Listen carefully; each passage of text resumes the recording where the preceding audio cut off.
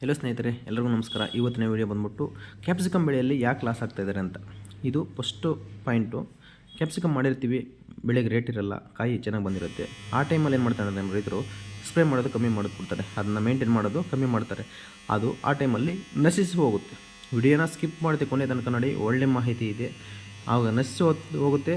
ಅದು ನಮ್ಮ ಟೈಮ್ಗೆ ಅದನ್ನು ಮೇಂಟೈನ್ ಮಾಡಲ್ಲ ರೈತರು. ಆವಾಗ ಅದರಿಂದ ಕೂಡ ಮೂಲ ಕಾರಣ ಅಂತ ಹೇಳ್ಬೋದು. ಅದರಿಂದ ಕೂಡ ತೋಟ ಲಾಸ್ ಆಗೋ ಚಾನ್ಸಸ್ ಇದೆ.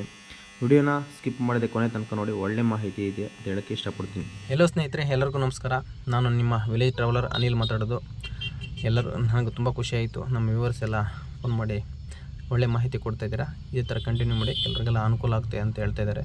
ಮತ್ತು ನನ್ನ ಮಾಹಿತಿಗೆ ಬಂದ್ಬಿಡೋಣ. ಇವತ್ತಿನ ಮಾಹಿತಿ ಬಂದ್ಬಿಟ್ಟು ಅವ್ರು ನಮ್ಮ ವ್ಯೂವರ್ಸ್ ಕೇಳಿದ್ದು, ಕ್ಯಾಪ್ಸಿಕಮ್ ಬೆಳೆಯಲ್ಲಿ ಫೀಲ್ಡಲ್ಲಿ ಯಾಕೆ ಲಾಸ್ ಆಗ್ತಾಯಿದ್ದಾರೆ ಅಂತ. ಹೌದು, ಡೈರೆಕ್ಟಾಗಿ ಹೇಳೋಣ. ನನಗೆ ಗೊತ್ತಿರೋ ಮಾಹಿತಿ ಮಾತ್ರ ಹೇಳ್ತೀನಿ.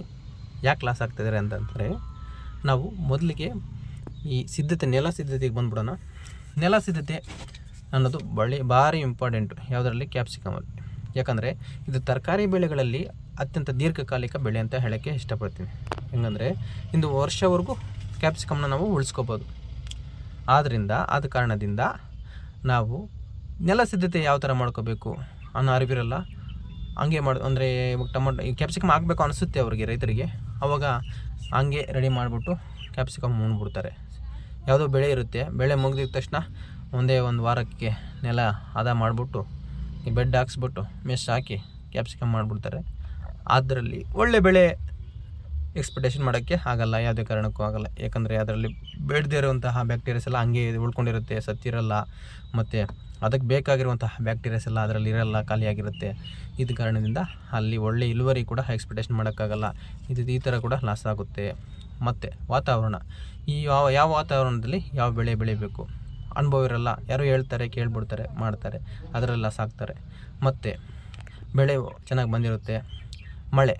ವಾತಾವರಣದಲ್ಲಿ ಮಳೆ ಬಿದ್ದಿರುತ್ತಲ್ಲ, ಮಳೆ ಬಿದ್ದಾಗ ಈ ಆಂಥ್ರಾಕ್ನಸ್ಸು ಬರುತ್ತೆ. ಆಂಥ್ರಾಕ್ನಸ್ ಅದು ಇದು ಬರುತ್ತೆ. ಆಂಥ್ರಾಕ್ನಸ್ ಅಡ್ವಾನ್ಸ್ ಆಗಿ ಮಾಡ್ಕೊಂಡಿದ್ರೆ, ಸ್ಪ್ರೇ ಮಾಡ್ಕೊಂಡ್ರೆ ಅದು ಬರೋದಿಲ್ಲ. ನಾವು ರೋಗ ಬರೋವರೆಗೂ ಅಂಗಡಿಗೆ ಹೋಗೋಲ್ಲ. ರೋಗ ಬಂದಮೇಲೆ ಎಲೆನೋ ಇಲ್ಲಾಂದರೆ ಈ ಕಾಯಿನೋ ಇಲ್ಲಾಂದರೆ ತುದಿನೋ ಕಿತ್ಕೊಂಡು ಅಂಗಡಿಗೆ ಹೋಗ್ತೀವಿ, ಈ ಥರ ಬಂದಿದೆ ಅಂತ. ಅದು ಅಷ್ಟಕ್ಕೆ ಬದಲಿಗೆ ಅಡ್ವಾನ್ಸಾಗಿ ಒಂದು ಸ್ಪ್ರೇ ಮಾಡ್ಕೊಳ್ಳೋದ್ರಿಂದ ಅದು ಖಂಡಿತವಾಗಿಯೂ ಬರಲ್ಲ. ಮತ್ತು ಟ್ರಿಪ್ಸು, ಆ ಕ್ಯಾಪ್ಸಿಕಮಲ್ಲಿ ಮೇಜರ್ ಆಗಿರೋದು ಟ್ರಿಪ್ಸ್ ಕಾಟ. ಇದು ವೈಟ್ ಟ್ರಿಪ್ಸ್ ಆಗಿರ್ಬೋದು, ಇಲ್ಲಾಂದರೆ ಬ್ಲ್ಯಾಕ್ ಟ್ರಿಪ್ಸ್ ಆಗಿರ್ಬೋದು. ಇದಕ್ಕೆ ಯಾವ ಥರ ಕಾಂಬಿನೇಷನ್ ಮಾಡಿ ಹೊಡಿಬೇಕು, ಎಂಥ ಔಷಧಿ ಹೊಡಿಬೇಕು, ಯಾವ ಟೈಮಲ್ಲಿ ಹೊಡಿಬೇಕು, ಇವೆಲ್ಲ ಜಾಸ್ತಿ ಇಂಪಾರ್ಟೆಂಟು. ಇವನ್ನು ಗಮನಿಸಬೇಕು ರೈತರು. ಅನುಭವ ಹೆಸರಿಂದ ಪಡ್ಕೋಬೇಕು. ಇಲ್ಲಂತಂದರೆ ತಾವೇ ಎಲ್ಲಾದರೂ ಯಾರನ್ನ ಕೇಳಿ ತಿಳ್ಕೋಬೇಕು. ಈ ಥರ ಅವ್ರು ಟ್ರಿಪ್ಸ್ಗನ್ನು ಬಿಟ್ಬಿಟ್ರೆ ಕಾಯಿಯಲ್ಲಿ ಮಾರ್ಕೆಟಲ್ಲಿ ನಮ್ಮ ಕಾಯಿಗೆ ಬೆಲೆನೇ ಇರೋಲ್ಲ. ಟ್ರಿಪ್ಸು ಓಡಾಡೈತೆ ಅಂದರೆ ಅದು ಕಾಯಿ ಶೇಪೇ ಚೇಂಜ್ ಆಗಿರುತ್ತೆ, ಮತ್ತು ಅದರ ಮೇಲೆಲ್ಲ ಕ್ರ್ಯಾಕ್ಸ್ ಬಂದಿರುತ್ತೆ, ಈ ಥರ. ಮತ್ತು ಇವಾಗ ಫೀಲ್ಡು ಎಷ್ಟು ಎಕರೆಗೆ ಎಷ್ಟು ಬಯಲಿಗೆ ನನ್ನ ಕೈಲಾಗುತ್ತೆ. 1 ಎಕರೆ ಮಾಡೋರು 4 ಎಕರೆ ಮಾಡಿಬಿಡೋದು. ಆವಾಗ ಒಳ್ಳೆ ಔಷಧಿಗಳು ಹೊಡ್ಕೊಳ್ಳೋಕ್ಕೆ ಆಗಲ್ಲ, ಅದನ್ನ ಮೇಂಟೈನ್ ಮಾಡೋಕ್ಕೂ ಆಗಲ್ಲ. ಆದ ಕಾರಣದಿಂದ ಕೂಡ ಲಾಸ್ ಮಾಡ್ಕೊತಾರೆ. ಮತ್ತು ತಳಿ ಆಯ್ಕೆ, ಉತ್ತಮವಾದಂಥ ತಳಿಗಳಿದ್ದಾವೆ. ಯಾವ ತಳಿ ಯಾವ ಟೈಮಲ್ಲಿ ಉಣಬೇಕು ಅದನ್ನ ಮಾಹಿತಿ ಗೊತ್ತಿಲ್ಲದ್ರೆ ಕೂಡ ಲಾಸ್ ಆಗ್ತಿದ್ದಾರೆ. ಇದಕ್ಕೆಲ್ಲ ಪರಿಹಾರ ಏನು ಅಂತಂದರೆ, ನನಗೆ ಗೊತ್ತಿರೋ ಮಾಹಿತಿ ಮಾತ್ರ ಶೇರ್ ಮಾಡ್ತೀನಿ. ನಾವು ನೆಲ ಸಿದ್ಧತೆ ಅಂತ ಹೇಳಿದ್ನಲ್ಲ ಮೊದಲಿಗೆ, ಈ ನೆಲ ಸಿದ್ಧತೆ ಯಾವ ಥರ ಮಾಡ್ಕೋಬೇಕು ಅಂತಂದರೆ, ಈ ಕ್ಯಾಪ್ಸಿಕಮ್ಮು ಸ್ವಲ್ಪ ದೀರ್ಘಕಾಲಿಕ ಬೆಳೆ, ತರಕಾರಿ ಬೆಳೆ ಆಗಿರೋದ್ರಿಂದ 1-6 ತಿಂಗಳ ಮುಂಚೆನೇ ನಾವು ಹಿಂದೆ ಹಾಕುವಂಥ ಬೆಳೆ ಯಾವ್ದು ಹಾಕಬೇಕು. ತರಕಾರಿ ಬೆಳೆಗಳಲ್ಲಾದರೆ ಒಂದು ಕೋಸು, ಗಡ್ಡೆಕೋಸು ಆಗಿರ್ಬೋದು, ಹೂಕೋಸು ಆಗಿರ್ಬೋದು, ಚೆಂಡು, ಇದಲ್ಲಂದರೆ ಒಂದು ಸ್ವೀಟ್ ಕಾರ್ನು, ಈ ಥರ ಬೆಳೆಯೋದ್ರಿಂದ ತರಕಾರಿಗೆ, ಕ್ಯಾಪ್ಸಿಕಮ್ಗೆ ಒಂದು ಬೂಸ್ಟ್ ಕೊಡೋ ಥರ ನಾವು ಮೊದಲಿಗೆ ಆ ಬೆಳೆ ಬೆಳೆದ ಮೇಲೆ ಮತ್ತೆ 2 ತಿಂಗಳು 3 ತಿಂಗಳು ನಾವು ನೆಲನ ಒಣಗಿಸ್ಬೇಕು ಬಿಸಿಲಿಗೆ. ಒಣಗಿಸೋದ್ರಿಂದ ಬೇಡದೇ ಇರುವಂತಹ ಬ್ಯಾಕ್ಟೀರಿಯಾಸು ಸತ್ತೋಗುತ್ತೆ.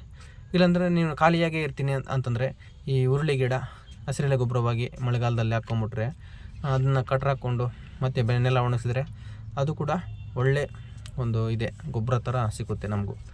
ಮತ್ತು ಕೊಟ್ಟಿಗೆ ಗೊಬ್ಬರ ನೆಲಕ್ಕೆ ಯಾವ ಥರ ಕೊಟ್ಕೋಬೇಕು. ಕೊಟ್ಟಿಗೆ ಗೊಬ್ಬರ ಮೇಯ್ನ್ ಇಂಪಾರ್ಟೆಂಟು. ಮತ್ತು ಟ್ರೈಕೋಡರ್ಮಾ ಸೂಡೋಮೋನಾಸ್, ವಿಲ್ಟ್ ಬಂದಾಗ ಟ್ರೈಕೋಡರ್ಮಾ ಸೂಡೋಮೋನಾಸ್ ಕೊಟ್ಟರೆ ವರ್ಕ್ ಆಗುತ್ತೆ, ಆದರೂ ಕೂಡ ಇದ್ರ ಪರ್ಸೆಂಟೇಜ್ ಜಾಸ್ತಿ ಇರುತ್ತೆ. ಆದ ಕಾರಣದಿಂದ ನಾವು ಅಡ್ವಾನ್ಸಾಗಿ ಟ್ರೈಕೋಡರ್ಮಾ ಸೂಡೋಮೋನಾಸ್ ಕೊಟ್ಕೊಳ್ಳೋದ್ರಿಂದ ಭೂಮಿಗೆ ಅದು ಬೇಡದೇ ಇರೋಂಥ ಬ್ಯಾಕ್ಟೀರಿಯಾಸ್ನ ಮತ್ತು ಸಾಯಿಸುತ್ತೆ. ಆವಾಗ ವಿಲ್ಟು ಬರೋದಿಲ್ಲ. ಅಡ್ವಾನ್ಸಾಗಿ ಮಾಡ್ಕೊಳ್ಳೋದ್ರಿಂದ ನಾವು ಬರೋಕ್ಕಿಂತ ಮುಂಚೆನೇ ನಾವು ಗೊಬ್ಬರದಲ್ಲೋ ಇಲ್ಲಾಂದರೆ ನಾವು ಈ ಉಳುಮೆಯಲ್ಲೋ ಮಿಕ್ಸ್ ಮಾಡಿಕೊಂಡು ಮತ್ತೆ ಬೆಡ್ ಮಾಡ್ಕೋಬೇಕು. ಬೆಡ್ ಮಾಡ್ಕೊಂಡಾದ್ಮೇಲೆ ಅಡ್ವಾನ್ಸಾಗಿ ಮಳೆ ಬಿದ್ದಂತಕೋ ಅಡ್ವಾನ್ಸಾಗಿ ಒಂದು ಸ್ಪ್ರೇ ಫಂಗಿಸೈಡು. ಮತ್ತು ಚಳಿಗಾಲದಲ್ಲಿ ಒಂದು 15 ದಿವಸಕ್ಕೊಂದ್ಸಲ ಇಲ್ಲಾಂದರೆ 20 ದಿವಸಕ್ಕೊಂದ್ಸಲ ಈ ಫಂಗಿಸೈಡ್ ಸ್ಪ್ರೇ ಮಾಡ್ಕೊಳ್ಳೋದ್ರಿಂದ ಆಂತ್ರಕ್ನೋಸ್ ಬರೋಲ್ಲ. ಮತ್ತು ಟ್ರಿಪ್ಸ್ಗೆ 4 ರಿಂದ 6 ದಿವಸಕ್ಕೊಂದ್ಸಲ ಸ್ಪ್ರೇ ಮಾಡ್ಕೊತಾ ಇರಬೇಕು. ಈ ಥರ ಮಾಡ್ಕೊಳ್ಳೋದ್ರಿಂದ ರೈತರಿಗೆ ಯಾವುದೇ ಕಾರಣಕ್ಕೂ ಲಾಸ್ ಅಂತೂ ಬರೋಲ್ಲ. ಮತ್ತು ಯಾವ ರೀತಿಯ ಗೊಬ್ಬರ ಹಾಕಬೇಕು ಅದು ತಿಳ್ಕೊಬೇಕು. ಕೊಟ್ಟಿಗೆ ಗೊಬ್ಬರ ಎಕರೆಗೆ ಒಂದು 15 ಲೋಡ್ ಮೇಲೇ ಹಾಕಬೇಕು, 15 ಲೋಡ್ವರೆಗೂ ಹಾಕಬೇಕು ಕೊಟ್ಟಿಗೆ ಗೊಬ್ಬರ. ಯಾಕಂದರೆ ಸ್ವಲ್ಪ ದೀರ್ಘಕಾಲಿಕ ಬೆಳೆ ಇರೋದ್ರಿಂದ ನಮ್ಮ ಗಿಡ ಹೆಲ್ತಿಯಾಗಿರಬೇಕು ಅಂದರೆ ಅದಕ್ಕೆ ನಾವು ಎಲ್ಲ ರೀತಿಯಂತಹ ಜೈವಿಕ ಕಣಗಳು ಮತ್ತು ಈ ಗೊಬ್ಬರಗಳು ತುಂಬಬೇಕು. ಬೇವಿಂಡಿ ಅವು ಇವು ಎಲ್ಲ ಹಾಕಬೇಕು. ಮತ್ತು ಬ್ಯಾಕ್ಟೀರಿಯಾಸು ಕೊಡಬೇಕು. ಈ ಥರ ಕೊಡೋದ್ರಿಂದ ನಮ್ಮ ಫಸಲನ್ನ ಉತ್ತಮವಾಗಿ ಎಕ್ಸ್ಪೆಕ್ಟೇಷನ್ ಮಾಡ್ಬೋದು ಅಂತ ಹೇಳೋಕ್ಕೆ ಇಷ್ಟಪಡ್ತೀನಿ. ನನ್ನ ಮಾಹಿತಿ ಇಷ್ಟ ಆದರೆ ನನಗೆ ಒಂದು ಲೈಕ್ ಕೊಡಿ ಮತ್ತು ಸಬ್ಸ್ಕ್ರೈಬ್ ಮಾಡಿ ನನ್ನ ಚಾನಲ್ನ. ಇಂಥ ವೀಡಿಯೋಗಳು ಇನ್ನೂ ಮುಂದಕ್ಕೆ ಬಿಡ್ತಾ ಇರ್ತೀನಿ. ಮತ್ತು ಮಾತುಗಳಲ್ಲಿ ಈ ತೋಟ ಬಗ್ಗೆ ಹೇಳೋದೇ ಮರ್ತೋದೆ. ತೋಟ ಎಲ್ಲರೂ ನೋಡಿರ್ತೀರ. ವಿಡಿಯೋ ಇಷ್ಟ ಆದರೆ ಒಂದು ಲೈಕ್ ಕೊಡಿ. ತೋಟ ಇನ್ಫಾರ್ಮೇಷನ್ ಬೇಕಾದರೆ ಒಂದು ಕಮೆಂಟ್ ಮಾಡಿ. ಇದು 7 ತಿಂಗಳು ಪೂರ್ತಿಯಾಗಿದೆ ಈ ತೋಟಕ್ಕೆ. ನೋಡೋಕ್ಕೆ ಈ ಥರನೇ ಎಳೆ ಗಿಡ ಥರನೇ ಇದೆ. ಇವರೆಲ್ಲ ಈ ಥರ ಏನು ಮಾಡಿದ್ದಾರೆ, ಒಳ್ಳೆ ಟ್ರೈಕೋಡರ್ಮ ಸೂಡೋಮೋನಾಸ್ ಎಲ್ಲ ಕೊಟ್ಟಿದ್ದಾರೆ. ಮತ್ತು ನೆಲನ ಪೂರ್ವ ಸಿದ್ಧತೆ ಮಾಡ್ಕೊಳ್ತಾರೆ. ಹೊಸ ಮಣ್ಣು ಹೊಡಿಸಬೇಕು. ಅಂದರೆ ಮಣ್ಣು ಕೂಡ ವೆರಿ ಇಂಪಾರ್ಟೆಂಟು. ಮತ್ತು ಮಣ್ಣು ಕಾಲದಲ್ಲಿ ಯಾವ ಬೆಳೆ ಬೆಳಿಬೇಕು, ಮಳೆಗಾಲದಲ್ಲಿ, ಬೇಸಿಗೆ ಕಾಲದಲ್ಲಿ ಯಾವ ಮಣ್ಣಲ್ಲಿ ಬೆಳಿಬೇಕು, ಚಳಿಗಾಲದಲ್ಲಿ ಯಾವ ಮಣ್ಣಲ್ಲಿ ಬೆಳಿಬೇಕು, ಇದನ್ನೆಲ್ಲ ತಿಳ್ಕೊಬೇಕು. ಮತ್ತು ಮಳೆಗಾಲದಲ್ಲಿ ಹೋಗ್ಬಿಟ್ಟು ಜಡಿ ಮಣ್ಣಲ್ಲಿ ಬೆಳೆದ್ರೆ ಅದು ತೇವಾಂಶ ಜಾಸ್ತಿ ಶೇಖರಣೆ ಇಟ್ಕೊಳ್ಳುತ್ತೆ.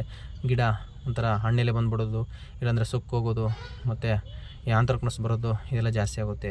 ಮಳೆಗಾಲದಲ್ಲಿ ಆದಷ್ಟು ಕೆಂಪು ಭೂಮಿ ಮತ್ತು ಮೇಲ್ಮೈ ಮಣ್ಣು ಮತ್ತು ಇಳಿಜಾರು, ಅಂದರೆ ನೀರು ಹೊರ ಹೋಗೋದು, ಇಳಿಜಾರಾಗಿ ಕಾಲುವೆಗಳನ್ನು ನೀಟಾಗಿ ಮಾಡ್ಕೋಬೇಕು. ಈ ಥರ ಮಾಡೋದ್ರಿಂದ ನಾವು ಕ್ಯಾಪ್ಸಿಕಮ್ಮಲ್ಲಿ ಯಾವುದೇ ಕಾರಣಕ್ಕೂ ಲಾಸ್ ಆಗೋಲ್ಲ.